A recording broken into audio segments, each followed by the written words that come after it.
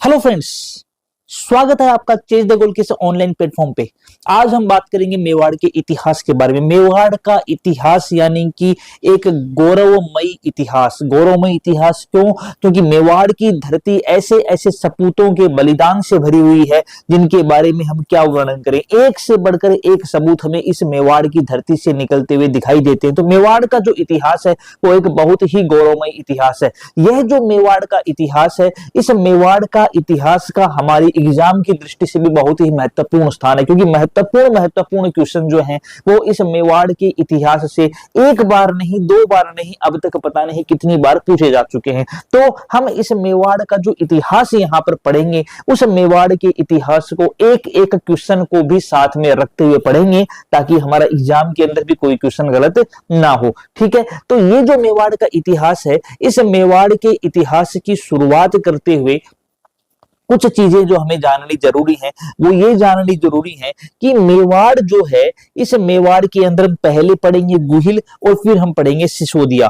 पहले गुहिल इसलिए पढ़ेंगे कि गुहिलादित्य के द्वारा स्थापना की गई थी, इसीलिए इनिशियल पोर्शन जो मेवाड़ का है वो हमें गुहिलों का मिलता है। इसलिए हम शुरुआत करेंगे मेवाड़ के अंदर सबसे पहले किनकी? मेवाड़ के अंदर सबसे पहले हम शुरुआत करेंगे गुहिलों के बारे में, यानी कि गुहिल वंश के बारे में पढ़ेंगे, गुहिल वंश के बारे में।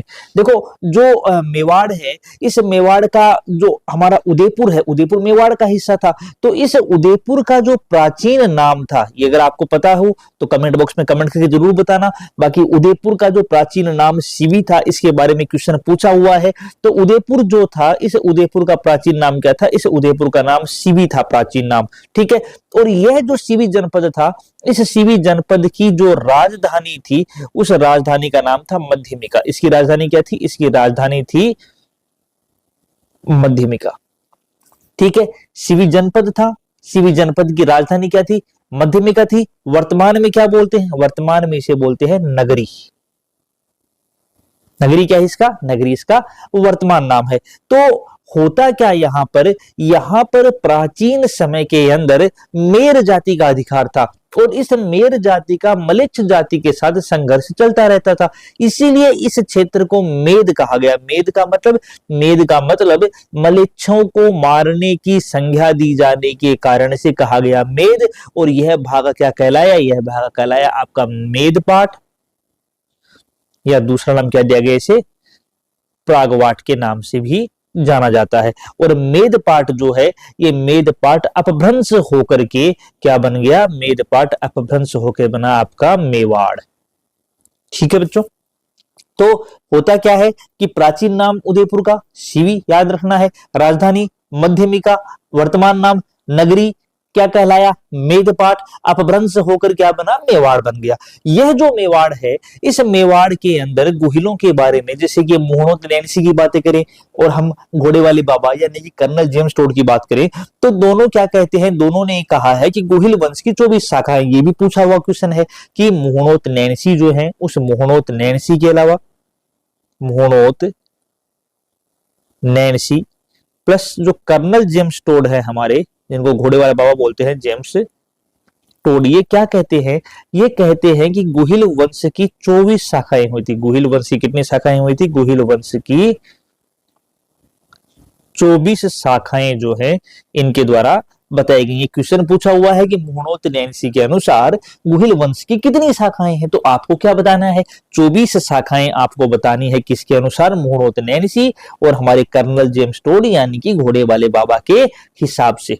पहली चीज तो आपको ये ध्यान रखना है। दूसरी चीज, अलग अलग इतिहासकार ये मानते हैं कि ये जो गुहिल थे, ये गुहिल यहां से नहीं आते, ये गुहिल कहीं और जगह से उठ के आए हैं। जैसे कहीं और का मतलब, कुछ कहते हैं ईरान से हैं, कुछ कहते हैं ब्राह्मण हैं, कुछ कहते हैं ये सूर्यवंशी हैं, और कुछ इनको क्या मानते हैं? कुछ इनको राजा राम का, जैसे मेवाड़ की जो गुहिल थे वो खुद को भी राम का वंशज ही मानते थे। तो इसीलिए कई जगह पर इनको रघुवंशी या हिंदुआ सूरज का भी वर्णन हमें मिलता है।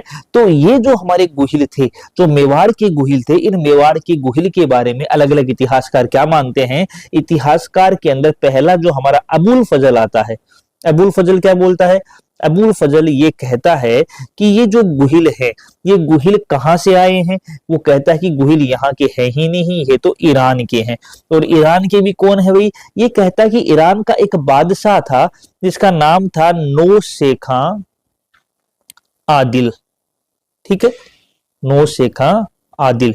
तो ये कौन है गुहिल, ये उसके अनुसार गुहिल ईरान के बादशाह नौशेखा आदिल की संतान है। ये कौन कहता है, ये कहता है अबुल फजल। लेकिन दो और हमारे इतिहासकार, एक तो हमारे इतिहासकार हैं गोपीनाथ शर्मा, और एक शिलालेख है आहड़ शिलालेख। आहड़ शिलालेख। तो इतिहासकार गोपीनाथ शर्मा और आहड़ शिलालेख ये कहते हैं कि ये जो गुहिल हैं, ये गुहिल क्या है, ये गुहिल ब्राह्मण है या ब्राह्मणों के वंशज हैं। गुहिल क्या है, ये गुहिल ब्राह्मण यानी कि ब्राह्मणों के वंशज हैं। ये कौन कहता है, ये कहता है हमारा आहड़ यानी कि आघाटपुर भी बोलते हैं इसको, आठपुर भी बोलते हैं इसको। तो यहां पर एक शिलालेख मिला था, तो इस शिलालेख के अनुसार जो हमारे गुहिल हैं, ये गुहिल क्या है, ब्राह्मण है। और यही बात हमारे इतिहासकार गोपीनाथ शर्मा भी कहता है। तो अबुल फजल इनको ईरानी बोलता है, गोपीनाथ शर्मा और आहड़ शिलालेख के अनुसार ये क्या है, ये ब्राह्मण है। ठीक है, इसके अलावा क्या है, इसके अलावा हमारे एक इतिहासकार आते हैं गौरी शंकर ओझा और दूसरा मुहणोत नैनसी। एक हमारे आते हैं गौरी शंकर ओझा, गौरी शंकर ओझा, और एक है हमारे इतिहासकार जिसका नाम है मुहणोत नैनसी। तो गौरी शंकर ओझा और मुहणोत नैनसी ये कहते हैं कि जो मेवाड़ के गुहिल हैं, ये मेवाड़ के गुहिल सूर्यवंशी हैं। ये क्या है, मेवाड़ के गुहिल ये मेवाड़ के गुहिल जो है वो सूर्यवंशी है। सूर्यवंशी होने का मतलब क्या हुआ, ये राजा राम के वंश के हैं, यानी कि ये क्या है, ये रघुवंशी हैं, यानी कि क्या है, ये रघुवंशी हैं। और जो मेवाड़ के गुहिल हैं वो भी अपने आप को क्या बोलते थे, वो भी अपने आप को राम का वंशज ही बताते थे। मेवाड़ के राजा स्वयं को राम का वंशज बताते थे। इसी कारण से राम के वंशज बताए जाने के कारण इनको हिंदुआ सूरज भी कहा जाता है, इनको हिंदुआ सूरज भी कहा जाता है। यानी कि आप देख सकते हो कि अबुल फजल ने बोला ईरानी है क्योंकि नौशेखा आदिल खां की संतान है। गोपीनाथ शर्मा और आहड़ शिलालेख के अनुसार ये ब्राह्मणों के वंशज हैं। गौरी शंकर ओझा एवं मुहणोत नैनसी कहते हैं सूर्यवंशी हैं, और ये खुद अपने आप को राजा राम का वंशज बताते हैं, यानी कि ये रघुवंशी या हिंदुआ सूरज भी कहे जाते हैं। कौन कहे जाते हैं, मेवाड़ के गुहिल कहे जाते हैं। ये तो थी बात इनके उत्पत्ति की, कहां से ये उठे हुए हैं। अलग अलग लोगों के अलग अलग मत हैं। ठीक है, दूसरी बात आती है कि ये अपने कुल देवी किसको मानते थे। तो जो गुहिल हैं या जो मेवाड़ के राजा थे, ये अपनी कुल देवी जो है, ये कुल देवी मानते हैं किसको, बाण माता को। ठीक है, कुल देवी किसे मानते हैं, कुल देवी मानते हैं बाण माता को। और खुद को एकलिंगनाथ जी का दीवान कहते हैं। ये क्या कहते थे खुद को, ये कहते थे कि भाई हम क्या है, हम तो एकलिंगनाथ जी के दीवान हैं, एक लिंग नाथ जी के दीवान। ठीक है, तो यहां से दो महत्वपूर्ण क्वेश्चन हमने और पढ़ लिए। पहला क्वेश्चन पढ़ा कि इनकी कुल देवी कौन सी है, तो हमारा जवाब आएगा बाण माता है। और ये खुद को क्या कहते थे, ये खुद को कहते थे कि भाई हम क्या हैं, हम तो एक लिंगनाथ जी के दीवान हैं। क्या है, खुद एक लिंगनाथ जी के दीवान के नाम से अपने आप को ये संबोधित किया करते थे। ठीक है, राजा कौन है, राजा एकलिंगनाथ जी हैं। सारा जो राजकाज कौन चलाता है, एकलिंगनाथ जी चलाती हैं। हम तो बस उनकी प्रेरणा से जो वो प्रेरणा देते हैं वो काम हम कर लेते हैं। तो हम एकलिंगनाथ जी के दीवान हैं, राजा एकलिंगनाथ जी हैं। ये मेवाड़ के जो राजा थे वो ये कहा करते थे। तो अब यहां से हमने चीज जान ली कि उत्पत्ति कहां से है, वो जान ली। अच्छा, एक चीज और, जो ये गुहिल साम्राज्य था, इस गुहिल साम्राज्य का जो ध्वज था, उस ध्वज यानी कि इसका जो राज चिन्ह था, उस राज चिन्ह में एक बात लिखी है कि जो दृढ़ राखे धर्म, जो दृढ़ राखे धर्म को तिहि राखे भरतार।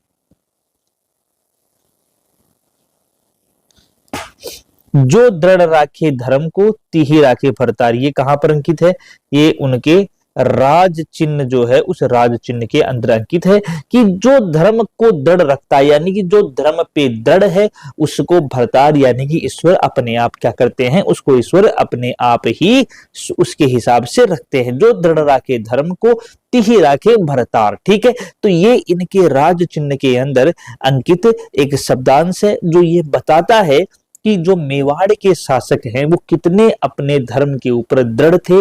और ये आपको देखने को मिलता है हमारे जब महाराणा प्रताप को देखते हैं हम कि किस प्रकार प्रताप ने अकबर के सामने अचिंता स्वीकार ना करते हुए अपने परचम को बुलंद रखा।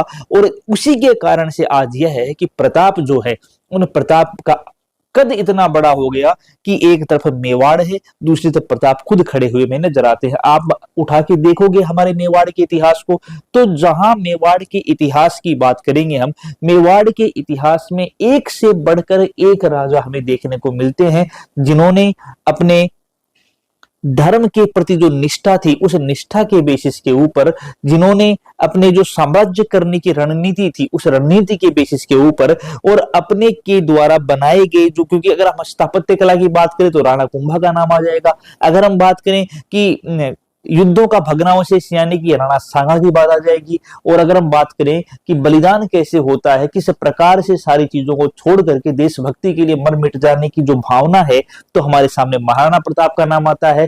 तो मेवाड़ का इतिहास भरा पड़ा है एक से बढ़कर एक शूरवीरों से। तो इस मेवाड़ के इतिहास के अंदर यही चीजें हमें देखने को मिल सकती थी कि जो दृढ़ राखे धर्म को, तिहि राखे भरतार। ठीक है, अब एक महाकाव्य आता है, एक महात्म्य है जिसका नाम है शत्रुंजय महात्म्य। शत्रुंजय महात्म्य क्या है? शत्रुंजय महात्म्य जैन ग्रंथ है, एक जैन ग्रंथ है जिसका नाम है शत्रुंजय महात्म्य। जैन ग्रंथ शत्रुंजय महात्म्य। तो शत्रुंजय महात्म्य क्या कहता है? शत्रुंजय महात्म्य ये कहता है कि गुजरात जो है, उस गुजरात में एक जगह है जिसका नाम है वल्लभी। ठीक है, शत्रुंजय महात्म्य क्या कहता है? गुजरात है, उस गुजरात के अंदर एक जगह है, उस जगह का नाम है वल्लभी। आगे वाले पेज पे चलते हैं। ठीक है, जगह का नाम क्या है? जगह का नाम है वल्लभी। और इस वल्लभी की एक राजधानी है जिसका नाम है आनंदपुर। आनंदपुर क्या है? आनंदपुर है वल्लभी की राजधानी। इस वल्लभी का एक शासक था जिसका नाम था शिलादित्य। ठीक है, इस वल्लभी का एक शासक था जिसका नाम था शिलादित्य। इस शिलादित्य की एक रानी थी जिसका नाम था पुष्पावती। पुष्पावती क्या थी? शिलादित्य की रानी थी। और इस पुष्पावती का एक पुत्र था जिसका नाम था गुहिल। और इस गुहिल के द्वारा ही 566 ईस्वी में मेवाड़ जो है, माफ कीजिएगा, 566 ईस्वी में इस गुहिल के द्वारा ही मेवाड़ की स्थापना की जाती है। स्थापना की जाती है। ठीक है, तो शुरुआत कहां से होती है? शुरुआत गुहिल से होती है। गुहिल कौन था? गुहिल जो था वो शिलादित्य का पुत्र था। शिलादित्य गुजरात में एक जगह पड़ती है वल्लभी, उस वल्लभी की राजधानी थी आनंदपुर। उस वल्लभी का राजा शिलादित्य का पुत्र गुहिल जो है वो 566 ईस्वी के अंदर मेवाड़ की स्थापना करता है। तो यहां तक का महत्वपूर्ण पॉइंट हमने आज की क्लास में डिस्कस किया। कौन थे गुहिल? दूसरी बात, मोनोथ नैन्सी और कर्नल जेम्स टोड ने कितनी शाखाएं बताई, ये खुद अपने आप को किसका वंशज मानते थे, इतिहासकार इन्हें किसका वंशज मानते हैं, और मेवाड़ जो है, इस मेवाड़ के अंदर जो इसका राज चिन्ह है उसमें क्या अंकित है, और ये खुद अपने आप को क्या कहते थे, एकलिंगनाथ जी का दीवान कहते थे। तो ये सारी की सारी महत्वपूर्ण जानकारी आपने इस वीडियो के माध्यम से हमसे प्राप्त की। ये सारी की सारी चीजें आपके ज्ञान कोश को भी बढ़ाएंगी और आपके एग्जाम की दृष्टि से भी महत्वपूर्ण। तो बच्चों, ये सारी की सारी चीजों को आपको राइट डाउन कर लेना है ताकि आप अपने एग्जाम के लिए पहले से ही तैयार होकर बैठें और एग्जाम में सारे क्वेश्चनों को सही करके आए। मिलते हैं अगले वीडियो में, तब तक के लिए जय हिंद दोस्तों।